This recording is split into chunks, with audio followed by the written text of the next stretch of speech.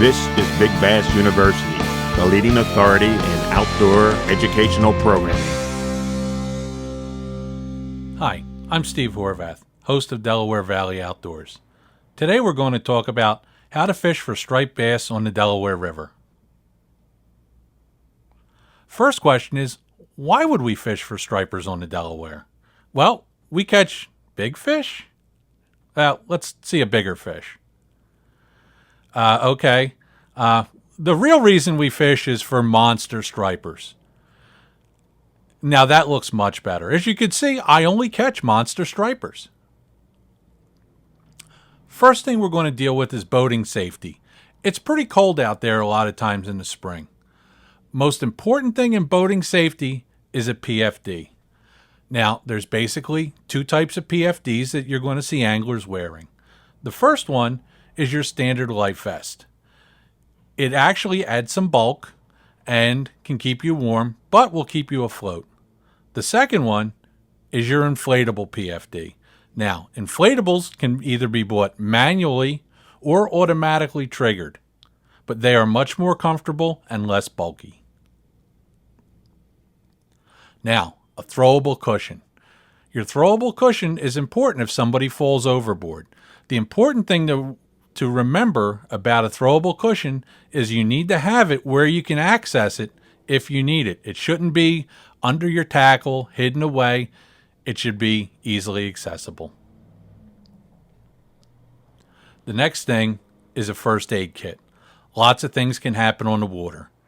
You can get hooked, you can slice your finger, you can smash your finger with the anchor.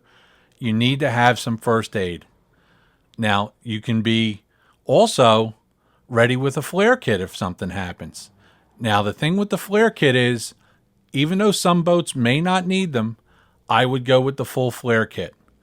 I can tell you that if there's only one other boat coming down the river and you have a chance to put a flare across that boat's bow, they'll notice that you need help. Otherwise, you can be waiting a long, long time for help.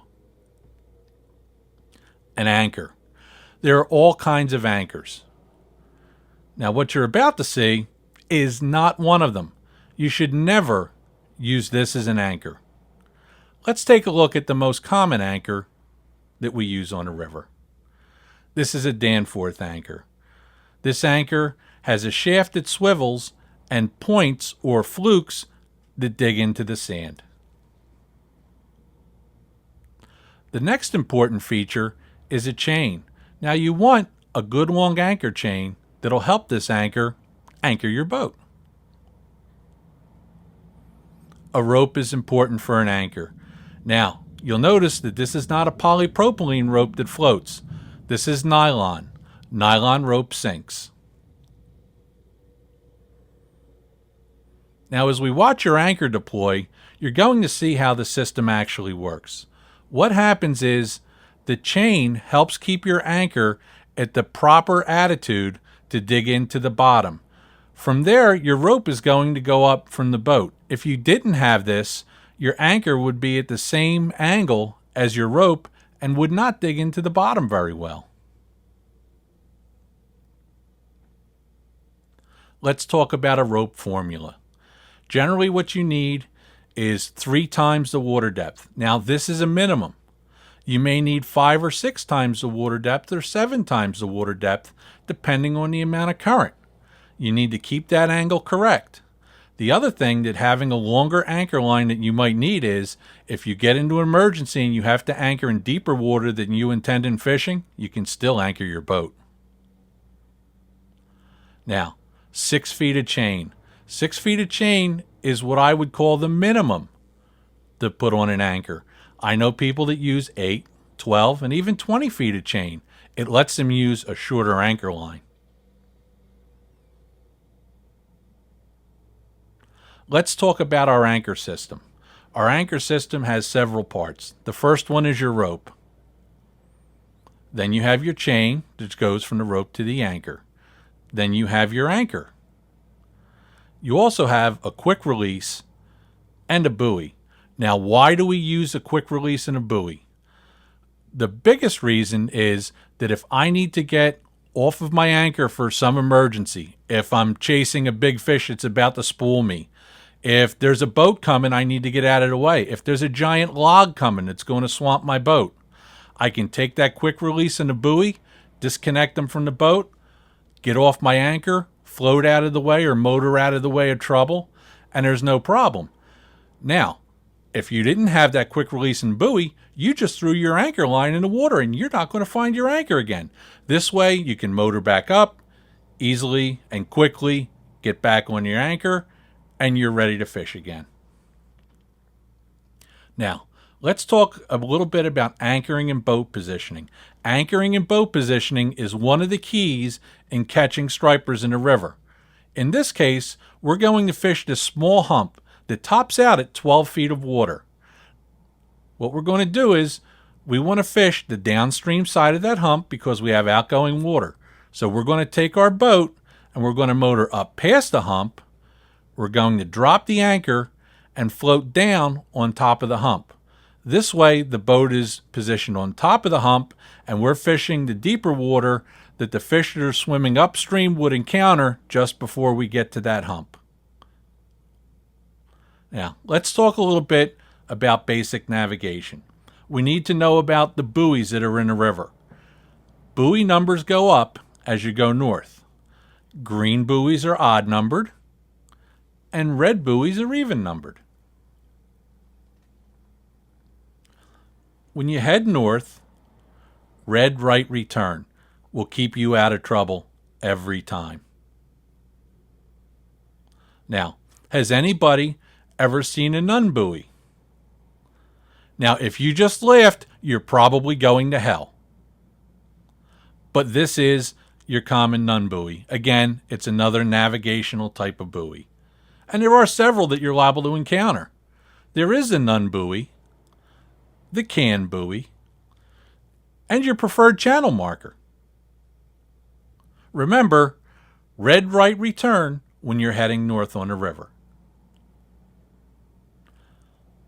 Let's talk about what you need when you actually go fishing. You need a license to fish on the Delaware River. Anywhere on the Delaware River, you need a license. If you're fishing the Pennsylvania-New Jersey border, you can have either a Pennsylvania or a New Jersey license. Now, the Commodore Barry Bridge is the freshwater license line on the river on the New Jersey side, okay? If you're in Pennsylvania waters, you need a license for the entire river. If you get into the state of Delaware, which is down below the Pennsylvania line on the New Jersey side, you need to also have a Delaware license. The limit for stripers on a river is 2 fish a day with the minimum size of 28 inches. The season generally runs downstream of the Trenton Bridge, March 1st to March 31st, and June 1st until December 31st. Above the Trenton Falls, the season is open year-round. Let's talk about the baits we use for stripers. The first one is the bloodworm. Bloodworms are seldomly turned down by hungry stripers. They are a little bit expensive, but it's by far the best bait out there. Let's take a look at how we're going to rig a bloodworm. Now, we're fishing on shore, so what we're going to do is we're going to take and we're going to string the bloodworm up onto the hook and even up onto the line. You'll notice that I get as much worm on the line as possible. That's because when you go to cast, the bloodworm isn't very strong and you can easily cast it off the hook. But as you can see, I'm taking this nice juicy bloodworm and I'm going to get as much of it on the hook as possible. That's also going to let the worm stretch out and have its scent come out in the current, so it'll look like a bigger bait. As you'll notice, there's quite a bit of blood on my hand, and that's why they call it a bloodworm, and that's what attracts the bass. As you can see, it's rigged. We're ready to go. The next bait is a clam. Now, to use a clam, there's a little technique that we use to get them out there. It's not picked apart easily by white perch, but you can also cast it off your hook very easily. So to rig the clam, we're going to take it and we're going to put it on a hook, and then we're going to wind it on there with an elastic thread. Now, a lot of tackle shops, including Brinkman's in Philly, carry this thread, and what we're going to do is we're going to kind of wind it up, and it doesn't matter that it's not the neatest thing in the world, and then we're going to wrap it a few times at the end and break it off, and we'll be ready to cast it out.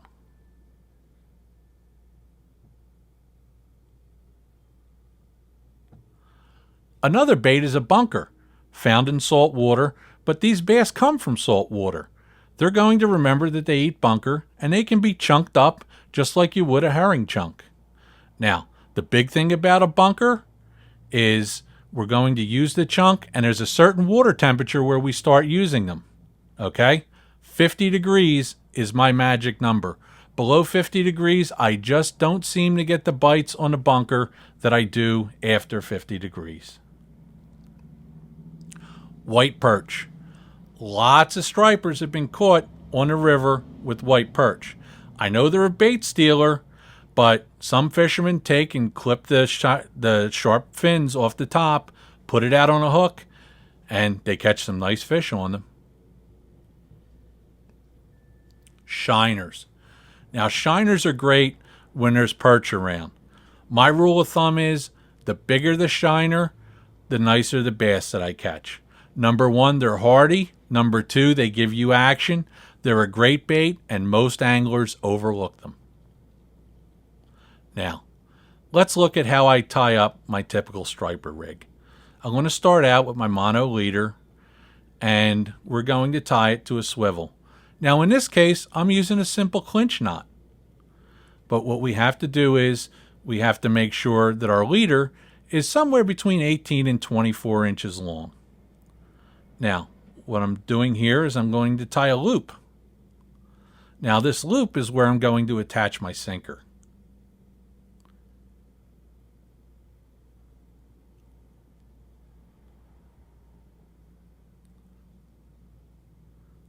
Now we're going to tie the leader end to the swivel.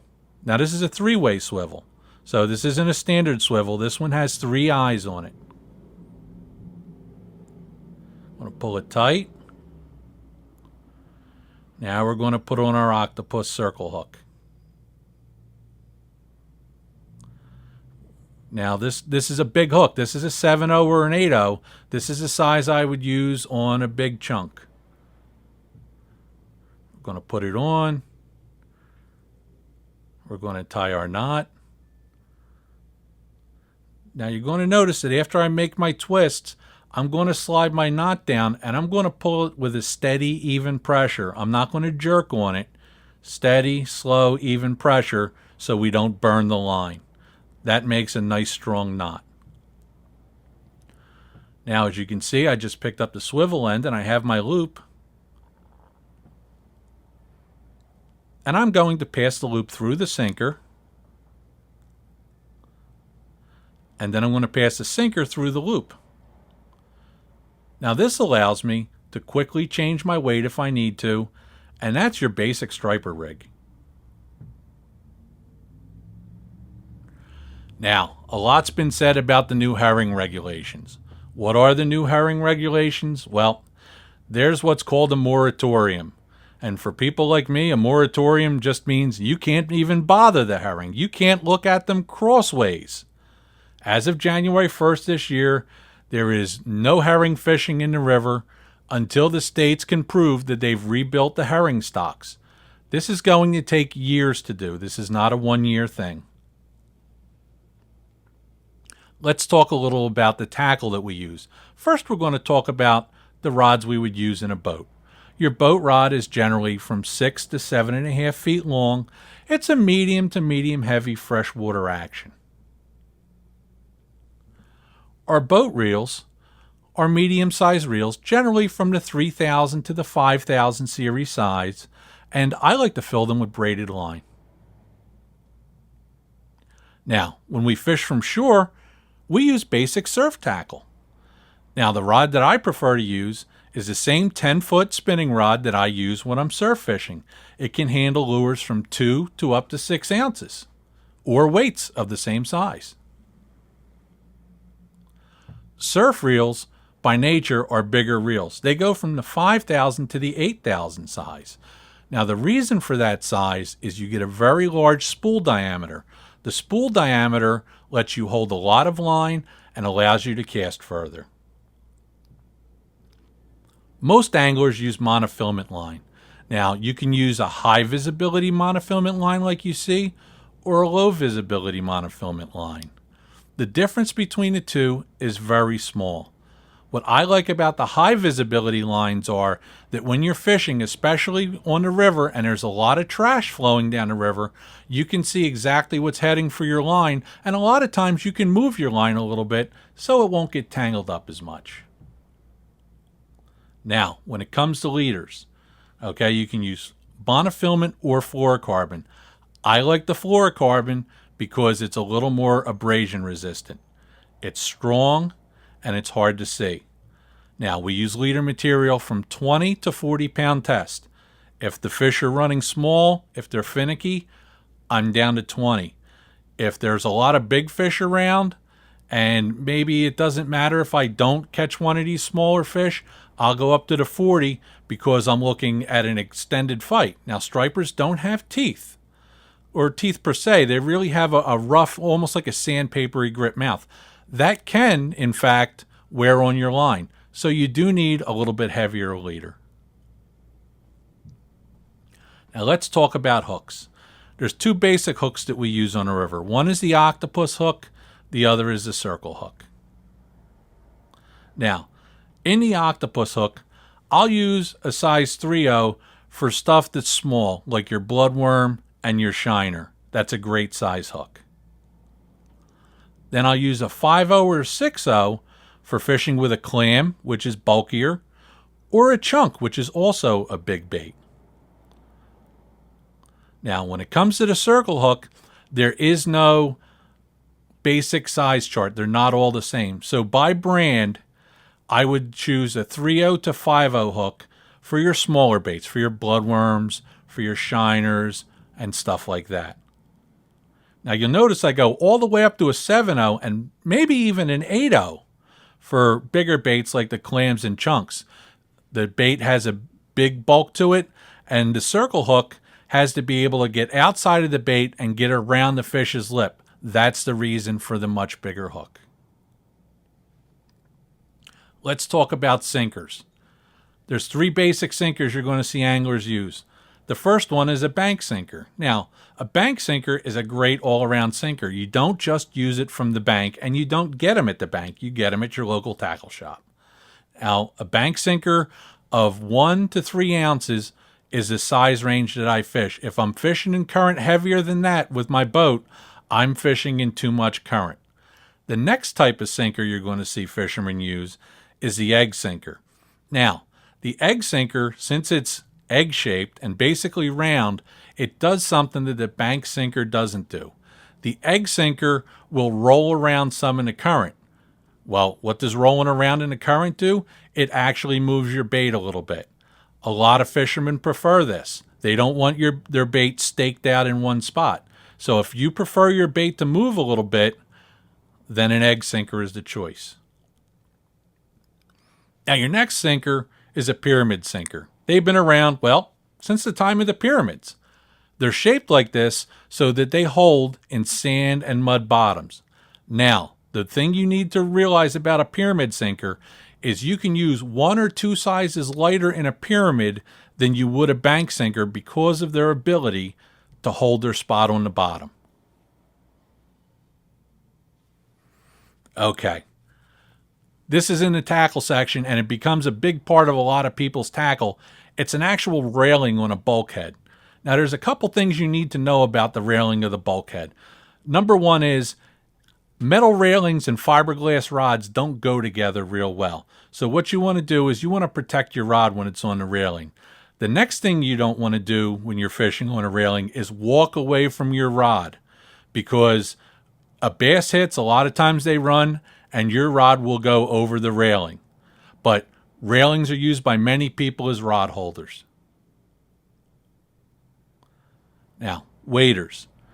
In a boat, I don't use waders, but there are a lot of times, especially at low tide, and as you can see from this picture, it's low tide on the river. You can see how wet the bottom is as it goes out. At low tide, a lot of anglers will use waders to get out closer to the edge of the channel and extend their fishing time.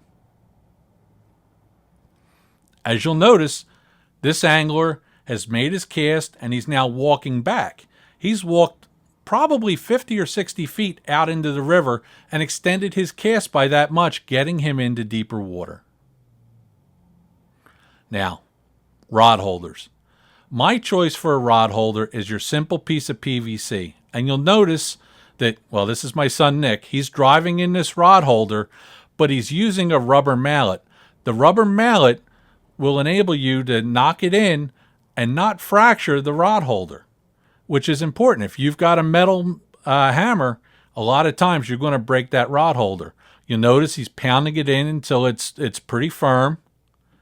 And right now he's probably sweating a little bit because he's been at it for a few minutes. But you'll notice he picked a sandy area where he can drive it in much easier. Now, let's talk a little bit about striped bass and their migrations. Early in the year in March, most of these fish are coming in through Delaware Bay. Now they're down there in Delaware, and as April hits, we're going to notice that these fish are about at the line of Philadelphia. Okay? These fish are going to continue to migrate north as the water warms. By May, they're up in the Trenton area and even past there. Now, the water temperature by now is just about 60 degrees, so these fish are already spawning. As the water temperature climbs, by the time you hit June, most of these fish are out of the river. You have to remember that there is a small resident population, but most of these resident fish are smaller than the 28-inch limit. Let's talk about how bass migrate. Bass do not migrate one fish at a time. They migrate north in pods. And when I say a pod, it can be a group of 5 to 50 fish. And what happens is the fish migrate past your boat. You may catch 1, 3, 5, or 10 fish. And then you'll go through a lull. It's not that fishing's over for the day. What you have to do is wait for the next pod of fish to migrate through, and it might be a half hour, 45 minutes, or an hour, and you'll catch some more. Now, why are the bass in the river? That's the big question. Well, one reason is they follow the shad and the herring on their spawning runs. Both of them are big-time food fish. They have a lot of oils and fat in them, and the bass feed on them readily. Now, the other reason is spawning. What happens is the female bass drops her eggs, and the male will come in and fertilize them. And what you have to know is the eggs float in a current. If the eggs continue to float in the current, chances are they'll hatch. But eggs that drift down onto the bottom and get covered by silt, they don't hatch at all. Now, when does the spawning begin? Spawning begins in a river as the water hits about 55 degrees. That doesn't mean that every bass in a river is going to be spawning at that time. That means that's the lower range. The largest amount of bass that are going to spawn in a river is going to be right around 60 degrees. When you hit that 60 degree mark, you're in all-out spawn mode. The other thing that means is those fish are going to be very quick to turn around and leave the river after they spawn. Now, most of the river is tidal. How does the tide affect the bass? As the tide comes in, the fish want to maintain the same depth, so they'll move up a structure. As the tide goes out, they will move back toward where the water was deeper to maintain that same depth. So there are times when you have to move your boat depending on the tide stage. Now, how does water clarity affect the fish? It's pretty simple. When you have clear water, it's good fishing. When it looks like coffee with milk in it, fishing is not very good at all. Let's talk about the ways we land stripers, because 99% of our fishing is throwing them back. The first method is beaching the fish. Now, this could hurt the fish, but the best way to do it is to drag the fish up and then control it as soon as possible. You'll notice that I pounced right on the fish. I didn't let it flop around. It's not going to lose a lot of its slime. We're going to unhook this fish and get it back. This is the most common way that anglers on the bank will land their stripers. That's a chunky one. That's the bass too, not just me. Back into the water, and you'll notice the water clarity. See how clear that water is? Clear water, good fishing. Now, a lot of times in a boat, we're going to net our fish. You'll notice we netted the fish head first. The other thing you're going to notice is we never lay the fish down on the deck of the boat. That'll damage the fish. We're going to reach down. We're going to grab the fish by the bottom jaw in this case, and we're going to lift them out of the net. Remember, don't put the fish down on the floor of the boat. They'll damage themselves flopping around. Now, I caught this fish on a circle hook. As you can see, the hook is right in the corner of the fish's mouth.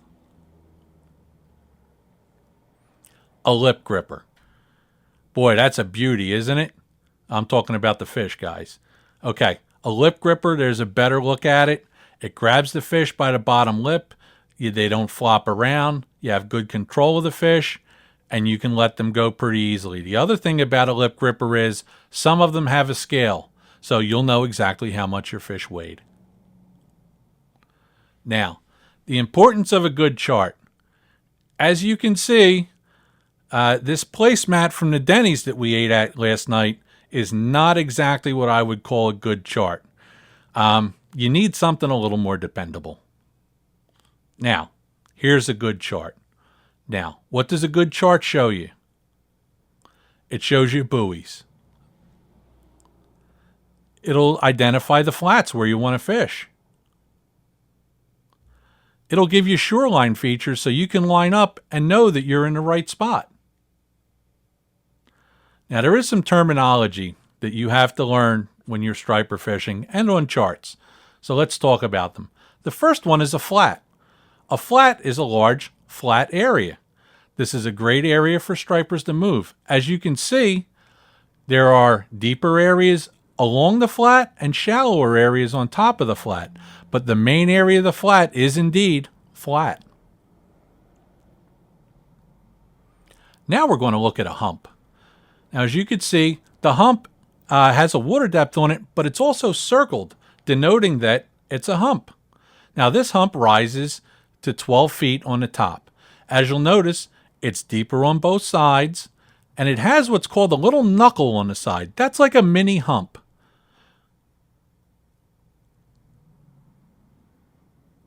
Now we have a finger. A finger's a lot like a hump in that it's an area of higher bottom than the surrounding flat, but a finger's elongated.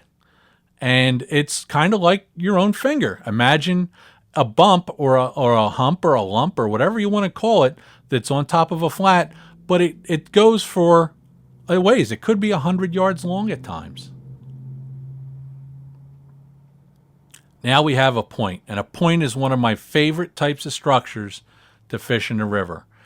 As you can see, this point goes into deep water. And what I want you to think about a point as is a point is an off-ramp or an on-ramp, whatever you want to call it.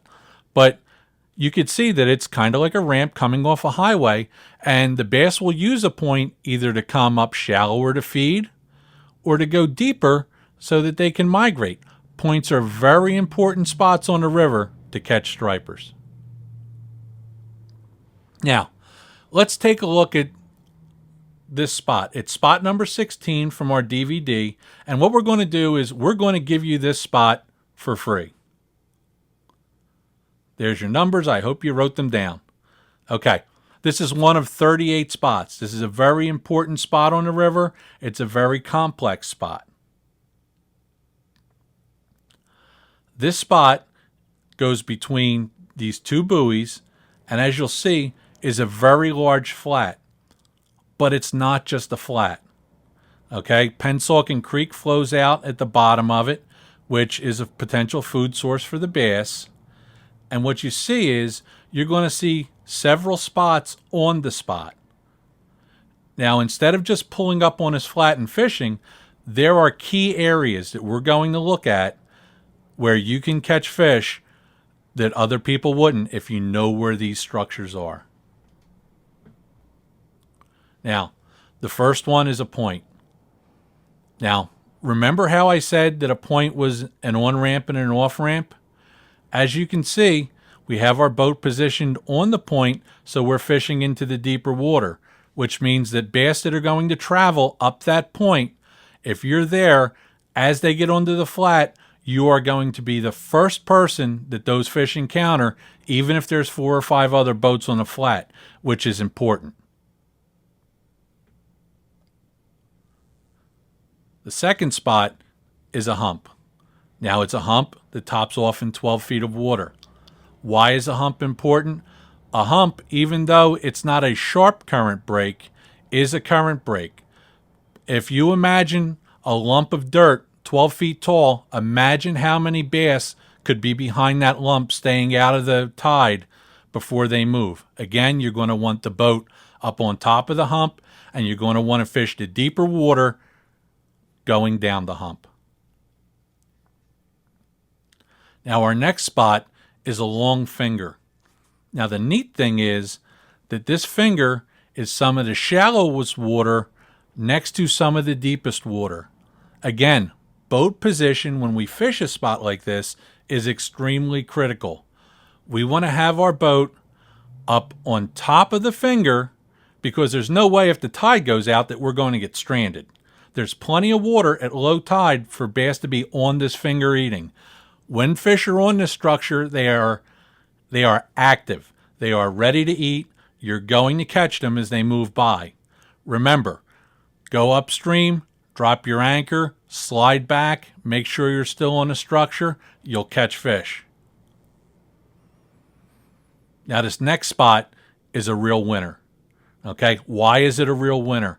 It gets you from the main flat up onto a secondary flat closer to shore. Again, it's a small point. Imagine yourself at a food court. Okay, you go to the food court, there may be Chinese, Italian, hot dogs. All the bass are not necessarily going to stay in one water depth. Some of the fish may go shallower. This is the key place for these fish to get to the shallower portion of the flat. A lot of times, the warmer the water gets before the spawn, the shallower you're going to find the fish. So this is a key area. I can't tell you how much. Now, we're going to look at this other point here. Now, what's the deal with this point? You'll notice that this point is where 10 feet of water drops off right to the channel. Remember how I told you the first point was an on-ramp? This point is an off-ramp. This is where fish are going to leave this flat if they're going to go into deeper water. Again, you've got shallow water and deep water. Position your boat so you're up in the shallower water, fish into the deeper water. The final spot we're going to talk about is a spot that I call the knuckle. Now, you're going to notice that you see a lot of numbers here. You see an 11, a 12, and a 14, and between those numbers there's a 7. Now, if it was a larger depth difference, it would have a circle around it, denoting that it's a hump. It doesn't. Because it's shallower water and because it's smaller, that makes it a knuckle. Now, this little knuckle is the only depth change in the area, and it's right next to deep water and where the flat narrows. As fish migrate up the flat, this is the last good spot to catch these fish on this area. Again, you have access to shallow water, access to deep water. All of these spots are just on one spot, on spot number 16 in our DVD, where we give you exact GPS coordinates of each spot and each spot on a spot. Now, what can we take away or what can we learn? Number one, learn the spot on the spot. Okay? Every spot has a spot on the spot. The second one, anchor shallow and fish deep. Get on the shallowest part of the structure, fish the edges of it where it drops off in the deep water. you need a good chart. Without a good chart, you will not be able to find these places, and finding these places turns into luck. The next thing is you need to learn how to read the chart. Know the flats, know the humps, know where the channels are, find your marker buoys, find out where you're going to line up with on shore. It can all be done by the chart before you ever leave the dock. The last thing is you need to know the time of the tide. I prefer to fish outgoing water. I've caught lots of fish on incoming, but I like to fish the outgoing water. For me, it's easier to set up. And the most important thing I want to leave you with is to buy this DVD. This DVD is 60 minutes long with 38 spots that are dependable, both shoreline and boat fishing spots. This is available at BigBassUniversity.com. I'm Steve Horvath, and I'll see you on the water.